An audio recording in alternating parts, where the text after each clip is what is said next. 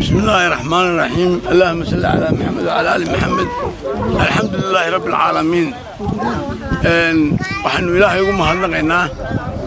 عافمات كوين سيي يسقوا إنك سيي إن كرمير كان مانتك كم إذا كرمير رضي عن المرية جدك يكون كم بسوكان كاني runtii waxaan kulmeeynaa maanta waa jidadkii iyo horumar socda markii hore waad ogeyd waxaan soo maray biyagelinta xoogay waxa ka yar muuqda ciidda markii la jeexay meeshii beebka la dhigay ciidda markii lagu celiyo waxay ka badnaanaysaa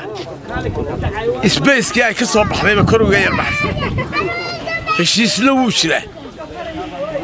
heshiiskaas waxay ahaayeen bay yiraahdeen qolada kontraktarada ay nagu yiraahdeen 10 sentimitir iyagoo aan dokumentigoona eegi doono 10 sentimitir yani waa levelka ay ka sareynayso halkii hore levelku joogo laakiin mid baa jirta waxa ba jirta meel loo calaamadiyay oo ka go'an laamiga weeyaan sida maayirku soo sheegay wixii ay yeelaan iyaga qaba kontraktor wixii ka baxsan ciidda dheeraadka ah bay ka qaadayaan laakiin de waa meel wax laga qabtay meel hal lagu qalabaalay mana hugu yara mana hadal yara meel wax laga qabtay de kolle dheeri uu imanaya habaaska caayo ilaa ciidna ma la qodo biyo la geliyay biyuna laamiga iyaga ka horeeya laamiga iyo jidka biyaha ka horeeya jid la'aan waa la noolaan karaa laakiin biyo la'aan meel la noolaan karaa ma lama noolaan karo wadogtii magaalada kala badbaan biyo haysan marka haddana gobolada aad loogu biyaha dhow yahay biyo badan hela bukamida gobolka magaalada Boorama Soomaa haddana qayb badan baan helaynin oo waliba qaybta imika ay sii socoto qayb badan baan biyo helaynin sidaas oo ay tahay biyo iyaga ka horeeya wax kastoo la qabanayo waayo qofka dubiyo waayo lolaba ma jirtay marka iyadoo aanu iyadana mudnaan siinayno wixii inoo sameysnaana aynu ilaashanayno arqalad in la geliyo hadal la geliyo ma qofku wax qaldan hadduu arko horta inuu xafiisyada tagaaba wanaagsan leeyahay waxa qaldan iska hagaajiye haddii la maqli waayo de media hata laakiin loo xalo toosiyaan waa sida media macnaana iyo runtii media waxaan ka rabnaa haddii loo yeedho oo la hadlayo warku waa inuu lahaada il uu ka soo baxay source annagu qofkii hadlay baan ama u jawaabi yaa moon iska dhaaf ama xisbaada ama qof aad laakiin warka uu abuuranayo wariyuun baan ku haysanaa anagu inuu isagu war abuurto yaa war abuurkana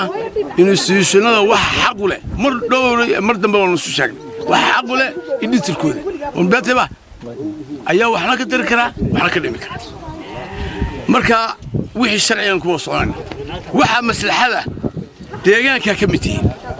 deegaanka wixii maslaxadana waad dareynaysaa iyo jamhuuriyadda Soomaaliland labadaba dii waxad ka tihiin qayb ba ka tihiin